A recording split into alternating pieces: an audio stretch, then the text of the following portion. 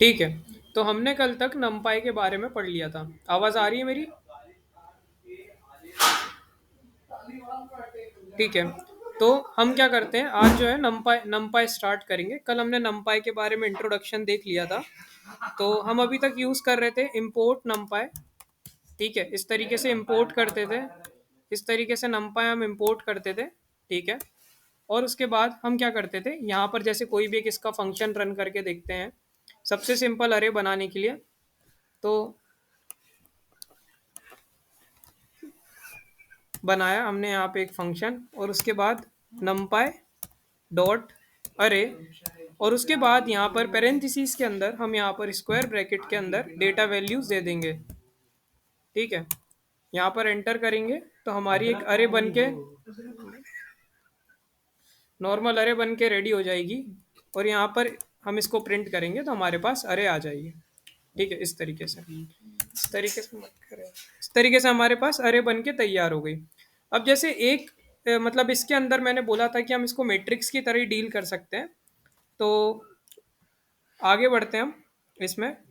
जैसे सबसे पहले यहाँ पर मैंने एक अरे बनाई है, तो हम पहले इनबिल्ट फंक्शंस देखेंगे, और सबसे पहले हमें बार बार नमपाई ना लिखना पड़े इसलिए हम एलियस का यूज करेंगे।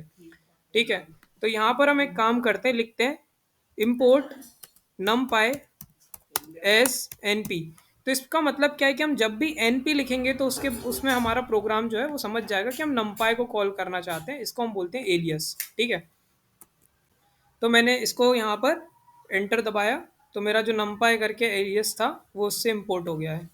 ठीक है। फिर मैंने एक अरे बनाई ARR2 करके। उसके बाद यहाँ पर मैं लिखूंगा np.float और उसके अंदर मैं फ्लोट वैल्यूज पास कर देता हूँ। फॉर एग्जांपल अगर मैं इंटीजर पास करूंगा तो क्या होगा वो भी देख लेते हैं। रुको, सॉरी, np.array पास करना पड़ेगा, उसके बाद टाइप कास्टिंग बताऊंगा मैं।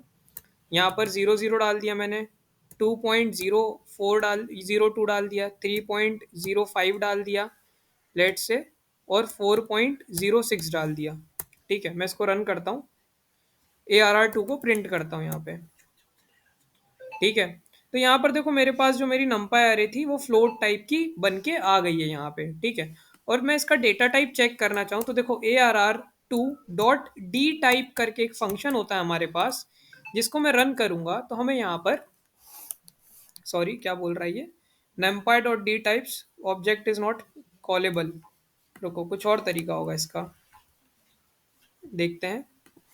How to check data type of अरे इन numpy, कुछ सिंटेक्स में चेंज होगा। ठीक है, डी टाइप एट्रीब्यूट यूज करते हैं, पर क्या सिंटेक्स में कुछ चेंज है? अच्छा ठीक है, हम फंक्शन की तरह कॉल कर रहे थे, यहाँ फंक्शन की तरह कॉल करने की ज़रूरत नहीं है शायद। इसको एक बार नॉर्मली रन करके देखता हूँ। ठीक है, हमें यहाँ पे फंक्शन की तरह कॉल करने की ज़रूरत नहीं है। यहाँ पे इसने बता दिया फ्लोट 64 टाइप का इसका डेटा टाइप है। ठीक है। अब जैसे कि मैंने बोला था इसको हम मैट्रिक्स की तरह यूज़ करते, तो जैसे मैट्रिक्स में हमारे पास जो फंक्शंस होते हैं, जैसे ट्रांसपोज का फंक्शन हो गया और बाकी रिलेटेड फंक्शंस, वेक्टराइज्ड ऑपरेशंस हो गए, वो सारे भी हम अपने न्यूमेरिकल पाइथन यानी नमपाई में यूज़ कर सकते हैं। इसका मतलब क्या है मैं वो बताता हूँ। ठीक है। तो जैसे मैंने बोला ट्रांसपोज कर सकते, तो ट्रांसपोज के पहले मुझे एक अरे बनाना पड़ेगा। तो मैं लेके चलता हूँ, मैं एक 2x2 की मैट्रिक्स बनाता हूँ। ठीक है। तो हम क्या करेंगे, step 1, create a matrix of 2x2। ठीक है। और उसके बाद हम क्या करेंगे, ट्रांसपोज इट। अब ट्रांसपोज का मतलब क्या है वो जब आउटपुट आएगा तो समझ आ जाएगा, या फिर मैथ्स अच्छे से पढ़िए तो पता होगा। ठीक है। तो यहाँ पर आता हूँ, मैं एक नॉर्मल सी लिस्ट बनाता हूँ, पहली रो बनाता हूँ, जैसे रो R1 करके एक मैंने लिस्ट बनाई, जैसे ये चलो np डॉट अरे करके मैंने देखो एक रो बनाई, किस नाम से, 1 2, एक में दूसरे में क्या डाला 3 4, और एक में पूरी की पूरी यहाँ पर अब मैं क्या बना लूंगा, यहाँ पे मैट्रिक्स बना लूंगा, जिसमें हमारे पास क्या रहेगी, यहाँ पर देखो दोनों रोज रहेंगी। ठीक है, पहले ये और ये। अब जब मैं मैट्रिक्स को प्रिंट करूंगा तो हम देखते हैं वो कैसे दिख रही है। एंटर करा मैंने यहाँ पे, हमारे पास मैट्रिक्स इस तरीके से दिख रही है। ट्रांसपोज का मतलब क्या होता है, ट्रांसपोज का मतलब होता है कि रोज कॉलम बन जाते, कॉलम रोज बन जाती है। Transpose makes rows turn into columns whereas columns into rows। ठीक है, तो हम आते हैं यहाँ पे और हम लिखेंगे यहाँ पे मैट्रिक्स डॉट ट्रांसपोज। देखते हैं इसको एज अ फंक्शन लेता है या वो एट्रीब्यूट। एक बार रन करते हैं इसको। ठीक है, ट्रांसपोज हमारा चल गया। जो हमारे 1 2 करके जो रोज थी, रो में था डेटा मेंबर्स, वो हमारे कॉलम बन गए हैं। जो कि हमारे कॉलम्स थे वो हमारे यहाँ पर डेटा मेंबर बन गए। ठीक है, अब जैसे कि मैंने यहाँ पर ये बनाया, इसी के साथ साथ थोड़े और नॉर्मल फंक्शन है जिनको हम यूज़ कर सकते हैं, हम उसके बारे में जानते हैं। जैसे यहाँ पर मैं अगर इसका इसका शेप निकालूंगा तो 2 क्रॉस 2 आना चाहिए। ठीक है, तो मैं यहाँ पे रन करता हूँ मैट्रिक्स डॉट शेप। ठीक है, मैट्रिक्स सॉरी नमपाई डॉट शेप आएगा, उसके अंदर मैट्रिक्स एज अ पैरामीटर ये एक्सेप्ट करेगा, तो एनपी डॉट शेप और इसके अंदर हम मैट्रिक्स को पास करेंगे एज अ पैरामीटर। ठीक है, तो हमने जैसे ही इसको रन करा तो हमें 2 क्रॉस 2 मिला। इसी के साथ अगर मैं एक और बनाता हूँ, एक और मैट्रिक्स बनाता हूँ, इस बार मैं 3 रोज लूंगा और फिर उसके साथ हम अलग अलग एक्सपेरिमेंट करके देखेंगे। ठीक है, यहाँ पर ऐसे बनाया मैंने। इसी के साथ R3 करके एक बनाता हूँ मैं वेरिएबल एन पी डॉट अरे, और उसके बाद यहाँ पर मैं पास करूँगा 5 6। ठीक है, और यहाँ पर R2 की जगह मैं R3 पास कर दूंगा। ठीक है, फिर मैं मैट्रिक्स को प्रिंट करता हूँ। इस तरीके से प्रिंट हो गई। इसका शेप क्या रहेगा, तो देखो पहले रोज आएंगी फिर कॉलम आएगी, तो इसकी रोज कितनी है, 3 रोज है और 2 कॉलम है। ठीक है, तो मैं वापस से यहाँ पे चलाता हूँ एनपी डॉट शेप और उसके बाद यहाँ पर मैं डाल दूंगा किसको, हमारी मैट्रिक्स को एज अ पैरामीटर। ठीक है, तो हमारा जो फंक्शन है हमको रिटर्न करेगा 3 क्रॉस 2, जो कि क्या है, 3 इसकी जो है रोज है और 2 जो है इसका कॉलम है। ठीक है, अब यहाँ पर मैं क्या करना चाहता हूँ, इसको रीशेप करना चाहता हूँ। रीशेप कैसा करना चाहता हूँ कि मेरी जो मैट्रिक्स है ये 3 क्रॉस 2 की है, मैं इसको 2 क्रॉस 3 की बनाना चाहता हूँ। मतलब मैं इसको क्या चेंज करना चाहता हूँ, मैं चाहता हूँ कि इसकी जो कॉलम्स हैं, जो कॉलम्स हैं वो रिड्यूस हो जाएं, सॉरी कॉलम्स बढ़ जाएं और रोज रिड्यूस हो जाए।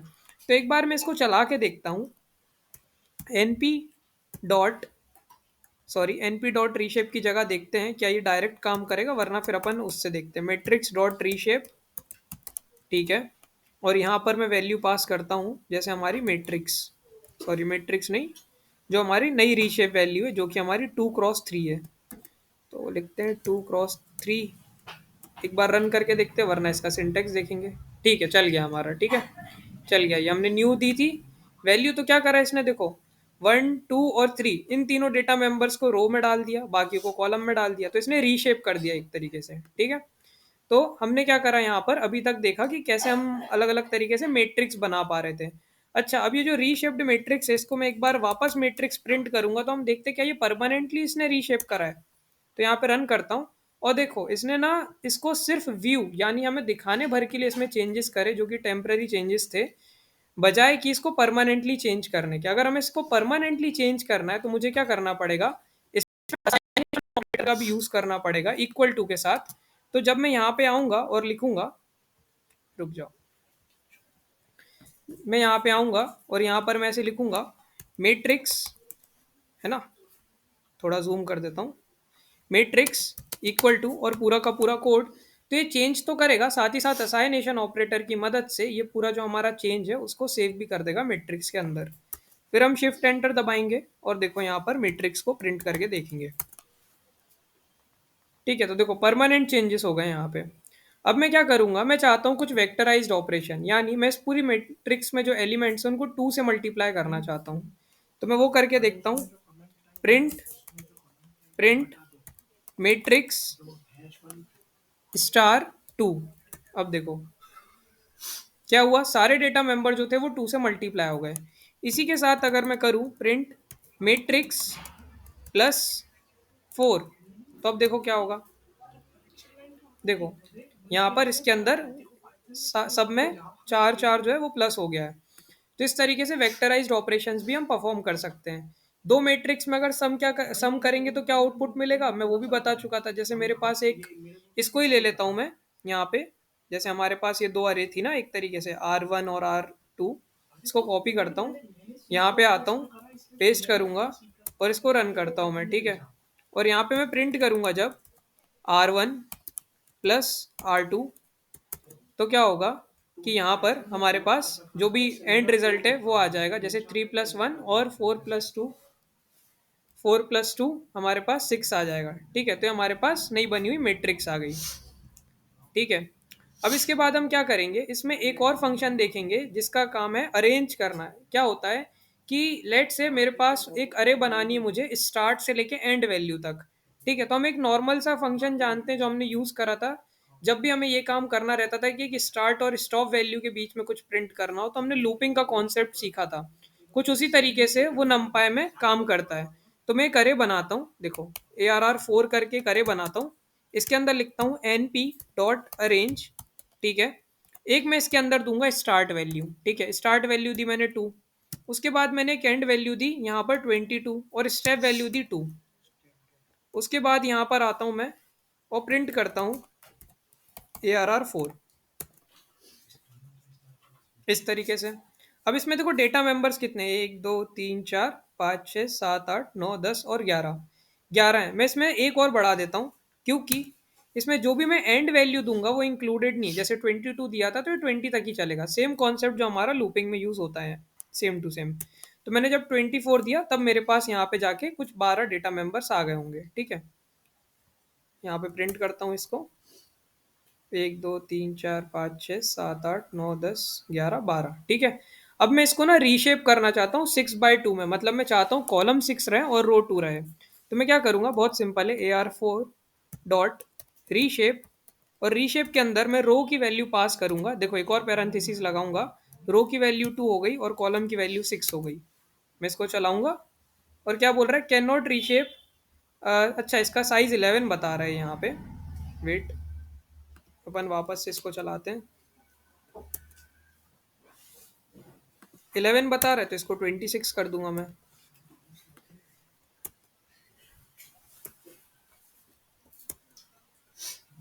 ठीक है, अब हो गया हमारे पास। ठीक है, अब हमारे पास पूरी जो है अरे अरेंज हो गई है ना। तो अरेंज की मदद से हम क्या कर सकते हैं, स्टार्ट स्टॉप और स्टेप वैल्यू। यहाँ पर सिंटेक्स लिख देता हूँ मैं कमेंट करके, ताकि जब पढ़ो तो याद रहे। सिंटेक्स क्या है, np.arrange। इसके अंदर यहाँ पर हम देंगे स्टार्ट वैल्यू, उसके बाद हम देंगे एंड वैल्यू, उसके बाद हम देंगे स्टॉप वैल्यू,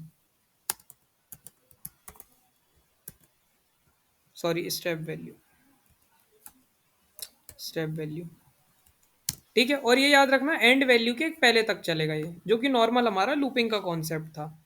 ठीक है, इस तरीके से हमने देखा यहाँ पे कैसे हम अरे बना सकते हैं। 1 डायमेंशनल अरे बना सकते हैं, उसको 2 डायमेंशनल में कन्वर्ट कर सकते हैं, इसी तरह 3 डायमेंशनल में भी कन्वर्ट कर सकते हैं। और साथ ही साथ थोड़े से हमने इनबिल्ट फंक्शंस भी देखे। और इसके बाद इसी में हमने क्या करा, यहाँ पर ये देखो ट्रांसपोज वगैरह जैसे फंक्शंस भी देखे मैट्रिक्स के अंदर ही। ठीक है, तो यहाँ पर हमने देखा कि कैसे हम नमपाई में अलग अलग ऑपरेशंस वगैरह सारी चीज़ें कर सकते हैं। इसके बाद अगर और ज़्यादा एक्सप्लोर करने हो इसके इनबिल्ट फंक्शन, तो यहाँ पर हम आ सकते हैं नमपाई के ऑफिशियल डॉक्यूमेंटेशन पे,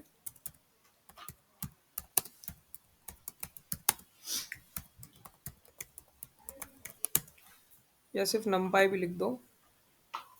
तो यहाँ पर कुछ इनके इनबिल्ट इनबिल्ट फंक्शंस दिख जाएंगे। जैसे हम 2.1.26 के देखते हैं, चलो।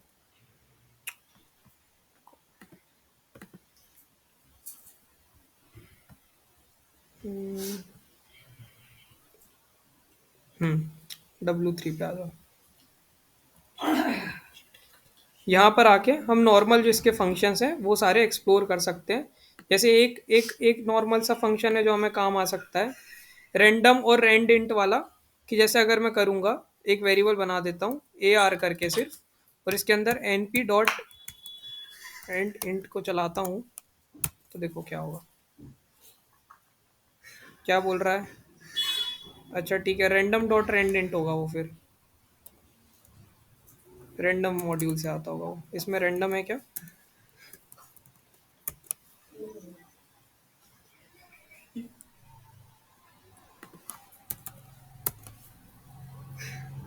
ठीक है। AR को प्रिंट करते हैं यहाँ पे।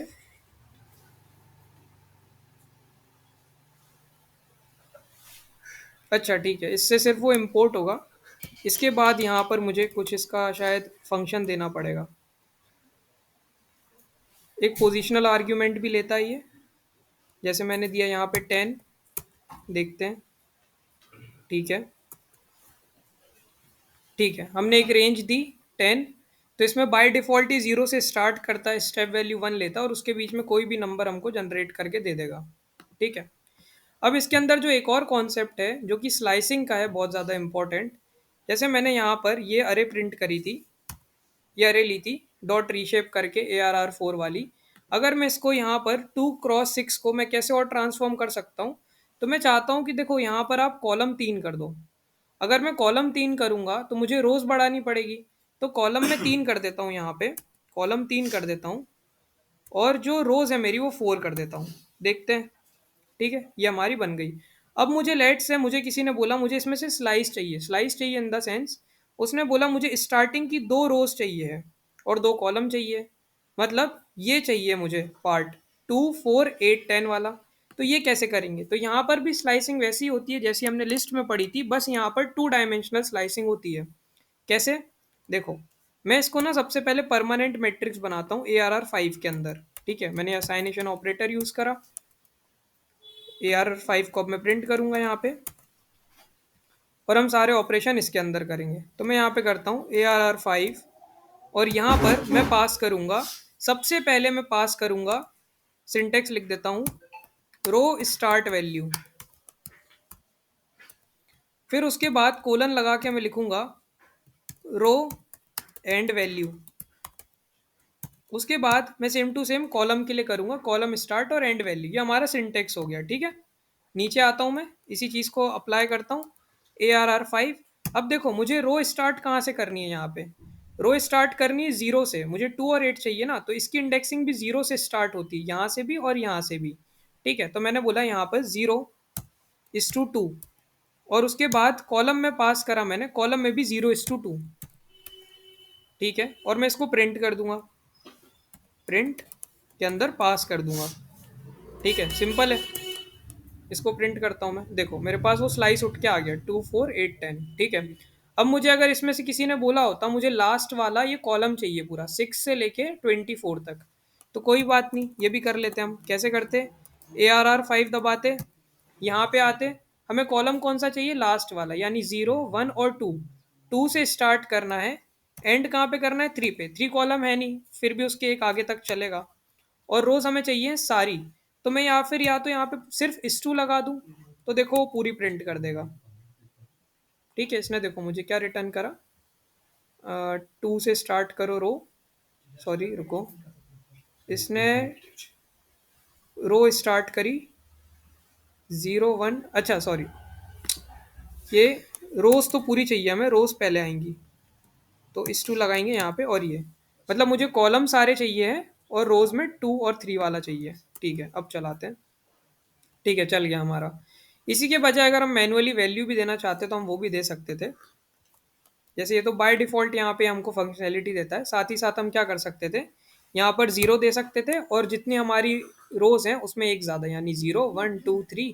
तो मैं यहाँ पे क्या करता हूँ, मैं 4 दे देता हूँ यहाँ पे। ठीक है, देखो तो भी वही हमें आउटपुट मिलेगा। इस तरीके से हम स्लाइस निकाल सकते हैं। लेट से मुझे बोला कि मुझे लास्ट वाली रो चाहिए, तो लास्ट वाली रो के लिए हम क्या करेंगे, लास्ट वाली रो के लिए हम क्या करेंगे, हम कॉलम तो सारे लेना चाहते हैं, तो मैं फिर करूँगा प्रिंट ARR5 और उसके बाद मैं क्या करूँगा, यहाँ पे कॉलम सारी चाहता हूँ तो मैं उसको इस टू से लिखूंगा।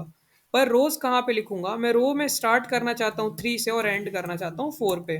तो देखो मैं चलाऊंगा और मेरे पास वही का वही आउटपुट आ गया। ठीक है, तो ये हमारा स्लाइसिंग का हो गया। इस तरीके से हमारे पास जो बेसिक नमपाई की फंक्शनैलिटी थी वो हम सारी यूज़ करना सीख चुके हैं, कैसे ट्रांसपोज करा, कैसे रीशेप करा, कैसे अरेंज करा।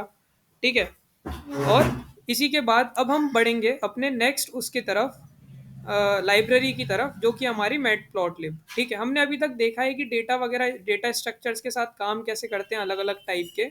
उसके बाद हमने फंक्शंस और मॉड्यूलर कॉन्सेप्ट के बारे में पढ़ा। उसके बाद हम नमपाई पे आए और हमने देखा कि कैसे हम मैथमेटिकल फंक्शंस के साथ डील कर सकते हैं। अब हम आएंगे डेटा एनालिटिक्स के थोड़े से आगे, जिसमें हम क्या करने वाले हैं, हम यूज़ करने वाले हैं विजुअलाइजेशन का। मतलब हमारे पास कुछ टूल्स होते हैं, जैसे लाइन चार्ट हो गया, बार ग्राफ हो गया, जिसके थ्रू हम एनालाइज कर सकते हैं जो भी हमारा डेटा है। उसके बिना डेटा एनालिसिस बहुत ज़्यादा अधूरा है, ठीक है। तो मैं एक काम करता हूँ, मैं यहाँ पर इंपोर्ट करता हूँ पहले। Import matplotlib dot pyplot S P L T, ठीक है। मैट प्लॉट लिब एक मेरा पूरा का पूरा पैकेज है, जिसके अंदर में एक लाइब्रेरी है पाई प्लॉट करके, मैं उसको यूज करना चाहता हूँ as a alias P L T. मैं चाहूँ तो मैं हर बार matplotlib dot pyplot भी लिख सकता हूँ, बट मुझे वो पूरा ना लिखना पड़े, इसलिए मैं जहाँ भी पी एल टी लिखूंगा एज अ एलियस, तो समझ जाएगा कि यहाँ पर मैं मैट प्लॉट लिब को बुलाना चाहता हूँ, ठीक है। मैं शिफ्ट एंटर दबाऊंगा और ये हमारे पास इंपोर्ट होके आ गई है, ठीक है। अब मैं चाहता हूँ सबसे पहले एक बहुत बेसिक से एग्जांपल से शुरू करना। जैसे मेरे पास मान लो एक लिस्ट थी स्टूडेंट नाम की और उनके मार्क्स नाम की, ठीक है। तो मैं एक लिस्ट बनाऊंगा स्टूडेंट्स करके, ठीक है। उसके अंदर मैं लिखूंगा जो, चलो नॉर्मल नाम ले लेते हैं, अर्थ ले लिया यहाँ पे, ठीक है। जसकीरत ले लिया यहाँ पे और श्रेया ले लिया यहाँ पे, ठीक है। 3 नाम लिए मैंने। उसके बाद यहाँ पर मैं मार्क्स लूँगा। मार्क्स में मैंने लिए, जैसे मतलब मैं बोल रहा हूँ आउट ऑफ 100 लेना चाहता था, तो मैंने एक के 40 लिए, ठीक है। एक के 50 लिए, एक के 55 लिए, ठीक है। अब मैं यहाँ पर क्या करूँगा, मैं यहाँ पर इनका लाइन चार्ट ड्रॉ करना चाहता हूँ, ठीक है। तो मैं क्या करूँगा, P L T dot plot, और यहाँ पर मैं पास करूँगा स्टूडेंट्स कॉमा मार्क्स, ठीक है। मैं एंटर करूँगा तो देखो हमारे पास यहाँ पर एक लाइन चार्ट बन के रेडी हो गया, ठीक है। इसी तरह हम चाहते तो हम बार ग्राफ भी बना सकते थे कंपैरिजन के लिए, ठीक है। यहाँ पे आऊँगा, यहाँ पे आऊँगा, यहाँ पर आऊँगा और मैं टाइप करूँगा यहाँ पर स्टूडेंट मार्क्स, और प्लॉट की जगह यहाँ पर मैं दूंगा बार, इस तरीके से, ठीक है। मैं इसको चाहूँ तो थोड़ा सा और मैनिपुलेट भी कर सकता हूँ। मैं यहाँ पर आके यहाँ पर कलर्स भी डाल सकता हूँ खुद के अकॉर्डिंग, ठीक है। कॉमा करूँगा, कलर डालूंगा, उसके बाद यहाँ पर मैं एक नॉर्मल जैसे आर लिख दूंगा, तो देखो पहले क्या होगा, देखो सारे रेड कलर के हो गए। पर मैं चाहता था कि तीनों जो बार हैं वो अलग अलग कलर के हों, तो मैं उसके लिए क्या करूंगा, यहाँ पर एक लिस्ट पास कर सकता हूँ एज अ पैरामीटर आर के साथ, आर कॉमा ओ, ओ मतलब ऑरेंज हो गया, हम पूरा भी लिख सकते हैं, ठीक है। और बी हो गया। अब इनका भी एक डॉक्यूमेंटेशन होता है जहां पर हम पढ़ सकते हैं, बाकी ये चीज़ें प्रैक्टिस करते करते अपने आप आ जाएगी, ठीक है। और देखो क्या बोल रहा है ये, अच्छा ठीक है, ये ओ को नहीं लेगा ऐसे, तो क्या पता कैपिटल ओ को लेता हो, नहीं, ठीक है हम देखेंगे इसका। ऑरेंज, ठीक है, ऑरेंज के लिए पूरा ऑरेंज लिखना पड़ेगा हमें, स्मॉल ओ से काम नहीं चलेगा, ठीक है। तो इस तरीके से हमने देखा बार चार्ट कैसे बन रहा है। अब इसी तरीके से हमारे पास इसके अंदर और भी चीज़ें हैं, जैसे पी एल टी डॉट बार यहाँ पे मैंने करा ना, मैं यहाँ पर अगर एक चीज़ और लिख दूँ, P L T dot title, और यहाँ पर मैं लिख देता हूँ, टाइटल लिख देता हूँ मार्क्स कंपैरिजन। तो देखो यहाँ पर हमारे पास टाइटल बन के आ गया, ठीक है।